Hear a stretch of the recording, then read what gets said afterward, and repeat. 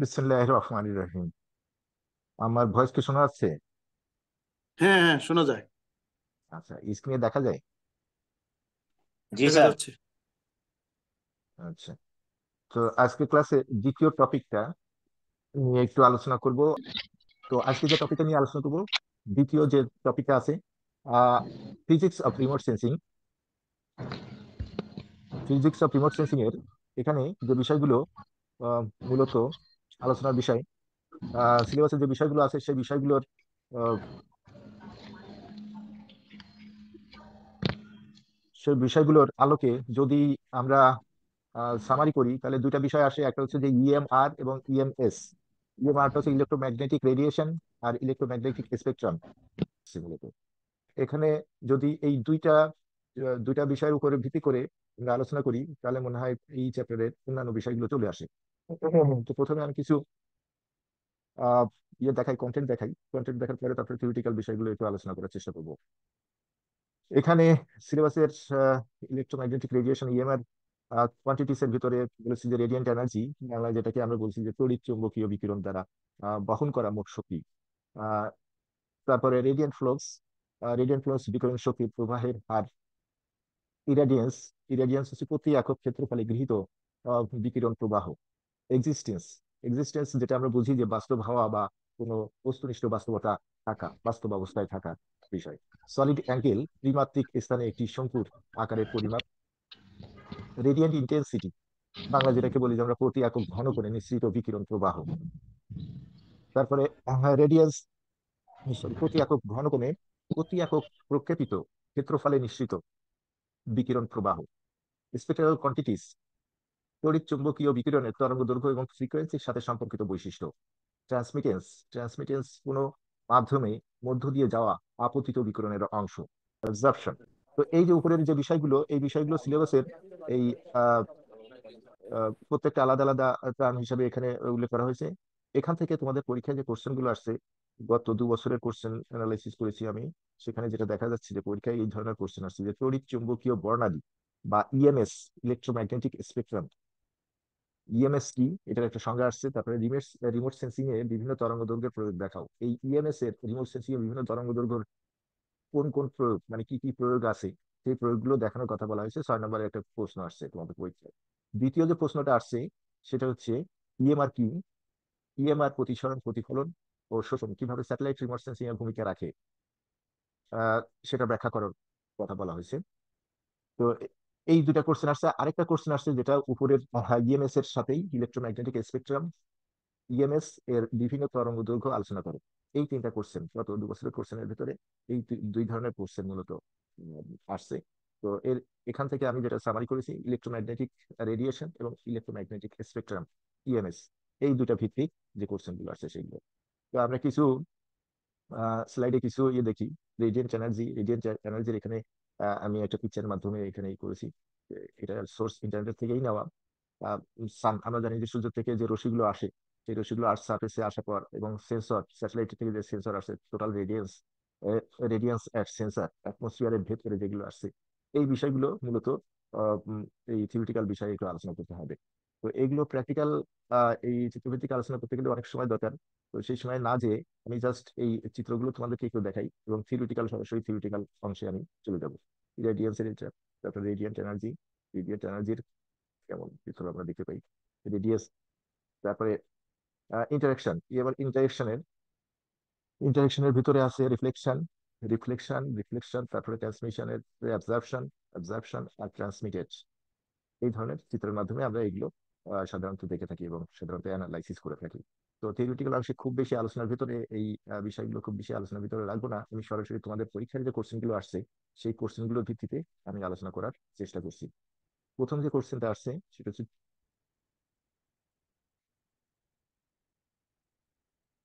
তড়িৎ চুম্বকীয় বর্ণালী বা ইএমএস কি, এবং এটার আহ, পরের আরেকটা কোশ্চেন আসছে যে ইএমএস এর বিভিন্ন বিভাগগুলো নিয়ে আলোচনা করার।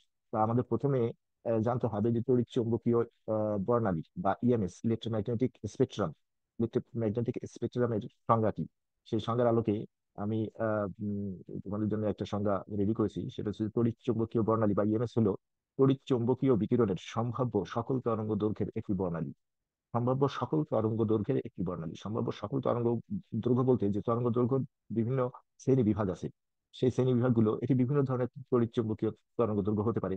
যেমন বিকিরণের মাত্রা অনুযায়ী, যেমন রেডিও তরঙ্গ, মাইক্রোওয়েভ, ইনফ্রারেড বিকিরণ, দৃশ্যমান আলো, তারপরে আলট্রাভায়োলেট বিকিরণ, এক্স রে এবং গামা রশ্মি, এগুলো এর ভেতরে অন্তর্ভুক্ত, ইএমএস এর ভেতরে অন্তর্ভুক্ত। এই বিকিরণগুলোর প্রধান পার্থক্য হলো তাদের তরঙ্গ দৈর্ঘ্য এবং তাদের যে ফ্রিকোয়েন্সি, এই ফ্রিকোয়েন্সি এবং তরঙ্গ দৈর্ঘ্য অনুযায়ী এই ফ্রিকোয়েন্সি, এগুলো মূলত এগুলোর ইএমএস এর বিভিন্ন বিভাগ, যে বিভাগগুলো আমরা থিওরিটিক্যালি এখানে আলোচনা করি। তো তরঙ্গ দৈর্ঘ্যের ভিত্তিতে আমরা যদি রেডিও তরঙ্গ প্রথমটা যেটা আছে, এটা হচ্ছে দীর্ঘ তরঙ্গ দৈর্ঘ্য এবং এটা ফ্রিকোয়েন্সি সব থেকে কম। সর্বনিম্ন ফ্রিকোয়েন্সি সাধারণত যোগাযোগের ক্ষেত্রে রেডিও তরঙ্গ দৈর্ঘ্য ব্যবহার করা হয়। মাইক্রোওয়েভ, মাইক্রোওয়েভ হচ্ছে রাডার ও স্যাটেলাইটের যোগাযোগের মাধ্যমে সাধারণত আমরা ব্যবহার দেখে থাকি। ইনফ্রারেড, ইনফ্রারেড যেটাকে আইআর বলা হয়, তাপ শক্তি ও রাতের দৃশ্যমানতায় সাধারণত এটা ব্যবহার করা হয়। দৃশ্যমান আলো মানুষের চোখে দেখা যায় বা আহ, স্বাভাবিক দৃষ্টি থেকে আমরা যেগুলো বিকিরণ যেটা দেখতে গেই, এরকম বিকিরণ। অতি বেগুনি রশ্মি সম্পর্কে তোমাদের একটু ধারণা আছে যে সাধারণত অতি বেগুনি রশ্মি আমরা ওজোন স্তরের ভেদ করে যে রশ্মিগুলো আসে, সেই রশ্মিগুলোর কথা জানি। এবং সূর্যরশ্মি এবং এই অতি বেগুনি রশ্মি ইউভি, এটা বিভিন্ন ধরনের জীবাণুনাশক কাজেও ব্যবহার করা হয়।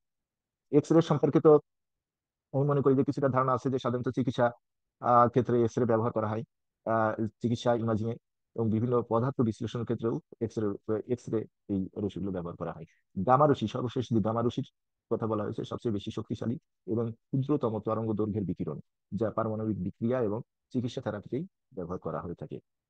তড়িৎচুম্বকীয় প্রণালী আমাদের চারপাশের জগৎ বোঝার একটি গুরুত্বপূর্ণ মাধ্যম এবং বিজ্ঞানের বিভিন্ন ক্ষেত্রে এটি অপরিহার্য ভূমিকা পালন করে থাকে সাধারণত। তো এরপরে যে কোশ্চেনে রিমোট সেন্সিং এবং বিভিন্ন তরঙ্গ দৈর্ঘ্যের প্রয়োগের কথা বলা হয়েছে, সেই প্রয়োগগুলো, এই যে এই যে ভাগগুলো যেগুলো এখানে স্লাইডে দেখা যাচ্ছে, এই ভাগগুলো অনুযায়ী তাদের যে বিভিন্ন তরঙ্গ দৈর্ঘ্যের প্রয়োগ, সেই প্রয়োগগুলোর আলোচনা করতে হবে। তো প্রথমে যদি আমরা রেডিও তরঙ্গের কথা বলি, রেডিও তরঙ্গ দৈর্ঘ্য সাধারণত 1 মিলিমিটার থেকে কয়েক কিলোমিটার পর্যন্ত এটার প্রয়োগ সাধারণত হয়ে থাকে। আর রেডিও তরঙ্গ দৈর্ঘ্য এটা দীর্ঘতম তরঙ্গ দৈর্ঘ্য এবং এর তড়িৎ চৌম্বকীয় বিকিরণ, দীর্ঘতম তরঙ্গ দৈর্ঘ্যের তড়িৎ চৌম্বকীয় বিকিরণ সাধারণত। রিমোট সেন্সিং এ একটি স্যাটেলাইট যোগাযোগ এবং জিপিএস সিস্টেমেও রেডিও তরঙ্গ দৈর্ঘ্য ব্যবহার করা হয়। এছাড়া বৃষ্টিপাত, মাটির আর্দ্রতা, তুষার আবরণের পরিমাপেও এটা ব্যবহৃত হতে দেখি সাধারণত। রাডার সিস্টেমে ব্যবহার করা হয় সাধারণত বস্তুর আকৃতি, আকার, গতি এবং উচ্চতা নির্ধারণ করার ক্ষেত্রে রেডিও তরঙ্গ ব্যবহার করা হয়। 2 নম্বর, মাইক্রোওয়েভ, এটার প্রয়োগ সাধারণত 1 মিলিমিটার থেকে 1 মিটারের পর্যন্ত হয়ে থাকে। রাডার সাধারণত মাটির আর্দ্রতা ও তাপমাত্রা নির্ধারণে, রাডার মাইক্রো মাইক্রোওয়েভ মাইক্রোওয়েভ সাধারণত মাটির আর্দ্রতা ও তাপমাত্রা নিয়ন্ত্রণে আহ, নির্ধারণ ক্ষেত্রে প্রয়োগ করা হয়। রাডার ইমাজিং এর মাধ্যমে বন, সমুদ্রের ঢেউ এবং অন্যান্য প্রাকৃতিক বৈশিষ্ট্য বিশ্লেষণেও মাইক্রোওয়েভ ব্যবহার করা হয়। এছাড়া মেঘের মধ্য দিয়ে নজরদারির ক্ষেত্রে সাধারণত গোয়েন্দা কার্যক্রমে মাইক্রোওয়েভ ব্যবহার করা হয়ে থাকে। এরপরে ইনফ্রারেড, ইনফ্রারেডের এটা প্রয়োগ দেখি আমরা 0.7 মাইক্রোমিটার থেকে 1 মিলিমিটার পর্যন্ত এটার প্রয়োগ প্রয়োগ দেখা যায়। সাধারণত ইনফ্রারেড আমরা উদ্ভিদের স্বাস্থ্য নির্ণয়, যেগুলোকে আমরা ইংরেজিতে বলি যে নিয়ার ইনফ্রারেড বা এনআইআর, এর ক্ষেত্রে এটা প্রয়োগ দেখা যায়। তাপমাত্রা পরিবর্তন পরিমাপেও বা যেটাকে আমরা থার্মাল ইনফ্রারেড বলি, সেই ক্ষেত্রেও ইনফ্রারেডের এটা প্রয়োগ দেখা যায়। এছাড়া বায়ুমণ্ডলের বিভিন্ন গবেষণার ক্ষেত্রে ইনফ্রারেড এই হ্যাঁ, এটার ব্যবহার দেখা যায়। দৃশ্যমান আলো বা যেটাকে আমরা বলি যে ভিজিবল লাইট, দৃশ্যমান আলো, এটা 0.4 থেকে 0.7 মাইক্রোমিটার পর্যন্ত এটা প্রয়োগ দেখা যায়। এবং দৃশ্যমান আলো তরঙ্গ দৈর্ঘ্য ব্যবহার করে স্যাটেলাইট এবং বিমান থেকে পৃথিবীর বিভিন্ন ধরনের ছবি তোলা হয়। তো সামারি করলে এটা দাঁড়ায় যে উপগ্রহের বিভিন্ন ছবি তৈরি বা পিকচার ক্যাপচারের জন্য। এছাড়া ল্যান্ড ইউজ ক্লাসিফিকেশন এবং ল্যান্ড ইউজ কাভার এর ক্ষেত্রেও, বাংলা যেটাকে বলি আমাদের ভূমি ব্যবহার এবং ভূমির আস্বাদন বিশ্লেষণে এই দৃশ্যমান আলো ব্যবহার করা হয়। ফসলের পর্যবেক্ষণ এবং জলবায়ু পরিবর্তন ক্ষেত্রেও দৃশ্যমান আলো বা ভিজিবল লাইট, এটা ব্যবহার দেখা দিয়ে থাকে। অতি বেগুনি রশ্মি, যেটা 0.01 থেকে 0.4 মাইক্রোমিটার পর্যন্ত এর প্রয়োগ দেখা যায় সাধারণত ওজোন স্তর পর্যবেক্ষণে, জলজ বাস্তুতন্ত্রের ইকোলজিক্যাল যে অ্যানালাইসিস, সেক্ষেত্রেও এটার ব্যবহার দেখা যায়। দূষণের মাত্রা নিয়ন্ত্রণেও এটা খুবই সহায়ক। তারপরে 6 নম্বরে যেটা আছে এক্স রে, 0.01 থেকে 10 ন্যানোমিটার পর্যন্ত এটা প্রয়োগ দেখা যায় সাধারণত খনিজ এবং মাটির গঠন নির্ণয়নে।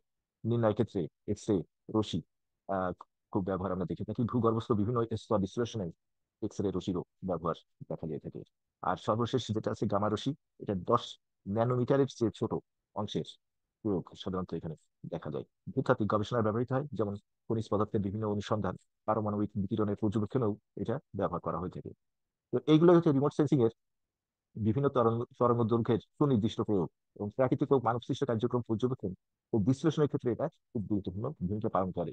এই প্রযুক্তি এই প্রযুক্তির মাধ্যমে আমরা কৃষি, বন, নগরায়ন, পরিবেশ এবং আবহাওয়া বিজ্ঞানের মতো বিভিন্ন ক্ষেত্রে বিশাল ব্যবহার দেখে থাকি সাধারণত। এরপরের এরপরে যে প্রশ্ন আছে, সে প্রশ্ন হচ্ছে যে ইএমআর কি। ইএমআর কি? ইএমআর প্রতিসরণ, প্রতিফলন ও শোষণ কিভাবে স্যাটেলাইট রিমোট সেন্সিং এ ভূমিকা রাখে। ইএমআর আমরা জানি যে ইলেকট্রোম্যাগনেটিক রেডিয়েশন। ইলেকট্রোম্যাগনেটিক রেডিয়েশনের সংজ্ঞা কি এবং এই ইলেকট্রোম্যাগনেটিক রেডিয়েশন প্রতিফলন, প্রতিসরণ এবং প্রতিসরণ, প্রতিফলন এবং শোষণ, এই তিনটা ক্ষেত্রে কি কি স্যাটেলাইট রিমোট সেন্সিং এ কি কি ভূমিকা পালন করে থাকে সেগুলো বর্ণনা করার কথা বলা হয়েছে এই প্রশ্নে। তা এই প্রশ্নের উত্তরের আলোকে এইভাবে উত্তর সাজানো যেতে পারে। প্রথমে হচ্ছে যে ইএমআর এর একটা সংজ্ঞা দিতে হবে। ইএমআর এর সংজ্ঞা হলো ইলেকট্রোম্যাগনেটিক রেডিয়েশন, যা তড়িৎ চৌম্বকীয় বিকিরণ, যা তড়িৎ এবং চৌম্বক ক্ষেত্রের পারস্পরিক ক্রিয়ার ফলে উৎপন্ন হয়। তড়িৎ এবং চুম্বক ক্ষেত্রের পারস্পরিক ক্রিয়ার ফলে উৎপন্ন হয়। এটি তরঙ্গের আকারে শক্তি বহন করে এবং বিভিন্ন তরঙ্গ দৈর্ঘ্য বিদ্যমান থাকে। এই তরঙ্গ দৈর্ঘ্যের ভিত্তিতে ইএমআর কে বিভিন্ন শ্রেণীতে ভাগ করা হয়, যেমন রেডিও তরঙ্গ, মাইক্রোওয়েভ, ইনফ্রারেড, দৃশ্যমান আলো, আল্ট্রাভায়োলেট রে এবং গামা রশ্মি, যেগুলো একটু আগেই আলোচনা করেছি, আগের প্রশ্নে যেগুলো একটু আগে আলোচনা করা হয়েছে। এখন দেখতে হবে যে ইএমআর প্রতিসরণ, প্রতিফলন এবং শোষণ, স্যাটেলাইট রিমোট সেন্সিং এর তাদের ভূমিকা কি। এই প্রশ্নে আসছে যে তাদের ভূমিকা কি প্রতিসরণ, প্রতিফলন এবং শোষণের ক্ষেত্রে। তো সাধারণত রিমোট সেন্সিং এ আমরা দেখি যে প্রতিসরণ, প্রতিসরণ যেটা, সেটার ভূমিকা হচ্ছে যখন ইএমআর বায়ুমণ্ডলের বিভিন্ন স্তর দিয়ে অতিক্রম করে, এটি প্রতিসরণ ঘটায়, 1 নম্বর। 2 নম্বর, সঠিক ডাটা বিশ্লেষণের জন্য প্রতিসরণ সংশোধন গুরুত্বপূর্ণ হয়ে যায়। আবহাওয়া এবং জলবায়ু পর্যবেক্ষণের সময় প্রতিসরণ একটি গুরুত্বপূর্ণ বিষয়। এটা হচ্ছে স্যাটেলাইট রিমোট সেন্সিং এর ক্ষেত্রে। স্যাটেলাইট রিমোট সেন্সিং এর ক্ষেত্রে ইএমআর এর প্রতিসরণের প্রতিসরণ কিভাবে প্রতিসরণ হয়। আর প্রতিফলনের ক্ষেত্রে আমরা দেখি যে রিমোট সেন্সিং এর প্রতিফলিত রশ্মির পরিমাণ পৃষ্ঠের পৃষ্ঠের বৈশিষ্ট্য নির্ধারণ করে, ভূপৃষ্ঠের বৈশিষ্ট্য নির্ধারণ করে। উদাহরণস্বরূপ আমরা বিভিন্ন সবুজ গাছপালার জন্য যে নিয়ার ইনফ্রারেড বা এনআইআর আলো, সেটা দেখি যে প্রতিফলিত হয়। প্রতিফলন ব্যবহার করে ভূমি আচ্ছাদন বা land cover land land cover land use land cover অ্যানালাইসিসে উদ্ভিদের স্বাস্থ্য এবং জলজ পরিবেশের পর্যবেক্ষণ করা হয়। যখন ইএমআর এর মাধ্যমে ইএমআর এর মাধ্যমে আহ, মধ্য দিয়ে যায়, যখন ইএমআর কোনো মাধ্যমের মধ্য দিয়ে যায়, তখন মাধ্যমের অণুগুলো কিছু পরিমাণ শক্তি শোষণ করে। স্যাটেলাইট রিমোট সেন্সিং বায়ুমণ্ডলের এবং পৃষ্ঠের উপাদানগুলিকে ইএমআর শোষণ করে, যা সেন্সর দ্বারা গ্রহণ করা হয়, তথ্যের গুণাগুণ গুণমান প্রভাবিত করতে পারে। এর ফলে তথ্য গুণাগুণ এবং গুণমান প্রভাবিত করতে পারে। রিমোট সেন্সিং এ এই শোষণের ভূমিকা কি? শোষিত শক্তি তাপ শক্তিতে রূপান্তরিত হয়, যা তাপীয় সেন্সর ব্যবহার করে পরিমাপ করা যায়। উদাহরণস্বরূপ পানির শোষণ ক্ষমতা উচ্চ হওয়ায় এটি ইনফ্রারেড রশ্মি শোষণ করে। আবার যেমন গ্যাস, কার্বন ডাই অক্সাইড ও ওজোন গ্যাস নির্ধারণের শোষণের ভূমিকা খুবই গুরুত্বপূর্ণ। আচ্ছা, এরপরে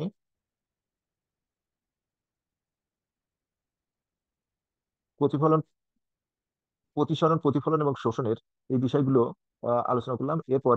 যে প্রশ্নটা আসে এরপরে যে প্রশ্নটা আসে সে প্রশ্নটা হচ্ছে ইলেকট্রোম্যাগনেটিক স্পেকট্রাম বা ইএমএস। ইএমএস কি? ইএমএস এর বিভিন্ন তরঙ্গ দৈর্ঘ্য আলোচনা করো। বিভিন্ন তরঙ্গ দৈর্ঘ্য তো এর আগেও আলোচনা করেছি, এর আগে প্রথমের দিকে আলোচনা করেছি। রেডিও তরঙ্গ দৈর্ঘ্য, মাইক্রোওয়েভ, ইনফ্রারেড, তারপরে ভিজিবল লাইট, তারপরে আল্ট্রাভায়োলেট রে, এক্স রে, গামা রশ্মি, এগুলো এর আগে আলোচনা করেছি। এখানে শুধু যেটা দেখার বিষয় সেটা হচ্ছে ইলেকট্রোম্যাগনেটিক স্পেকট্রাম কি বা ইএমএস কি। এটার সঙ্গে একটু আগেও আলোচনা করছি। ইলেকট্রোম্যাগনেটিক স্পেকট্রাম, যা ইলেকট্রোম্যাগনেটিক স্পেকট্রাম হলো তড়িৎচুম্বকীয় বিকিরণ সম্ভাব্য সকল তরঙ্গ দৈর্ঘ্যের একটি বর্ণালী। সম্ভাব্য সব ধরনের, এই যে 7টা তরঙ্গ দৈর্ঘ্যের কথা বলেছি, এই 7টা তরঙ্গ দৈর্ঘ্যকে কম্বাইন করে যে বর্ণালী, এই সব ধরনের তরঙ্গ দৈর্ঘ্যের বর্ণালীকেই আমরা ইএমএস বলে থাকি। এটি বিভিন্ন ধরনের তড়িৎচুম্বকীয় বিকিরণ, যেমন রেডিও তরঙ্গ, মাইক্রোওয়েভ, ইনফ্রারেড, এই যে 7টা তরঙ্গ দৈর্ঘ্য, এইগুলোকেই অন্তর্ভুক্ত করে। এই বিকিরণগুলোর প্রধান পার্থক্য হলো তাদের তরঙ্গ দৈর্ঘ্য এবং ফ্রিকোয়েন্সি, যাও মূলত এটা আগে আলোচনা করেছি। তো এই দ্বিতীয় চ্যাপ্টার থেকে সাধারণত এই তিন ধরনের কোশ্চেনই আসে, যেটা দেখেছি এর আগের পরীক্ষার কোশ্চেনে। আর যদি অন্য কোনো কোশ্চেন যদি দেয়ও পরীক্ষায়, তাহলেও এইগুলোর ভেতর থেকেই দিবে, এর বাইরে থেকে কোনো প্রশ্ন দিবে বলে আমার মনে হয় না, কারণ সিলেবাসে তো এই বিষয়গুলোর কথাই উল্লেখ করা হয়েছে। তো এটা একেবারে থিওরিটিক্যাল থিওরিটিক্যাল বিষয়, এবং থিওরিটিক্যাল বিষয়ের সাথে কিছু প্র্যাকটিক্যাল বিষয়ও আছে। প্র্যাকটিক্যাল বিষয়ের এখানে আমরা যে সময় সফটওয়্যারে যে সময় কাজ করব, বা প্র্যাকটিক্যাল সেশন যে সময় আলোচনা করব, সে সময় এই বিষয়গুলো আরো বিস্তারিত আলোচনা করব আশা করি।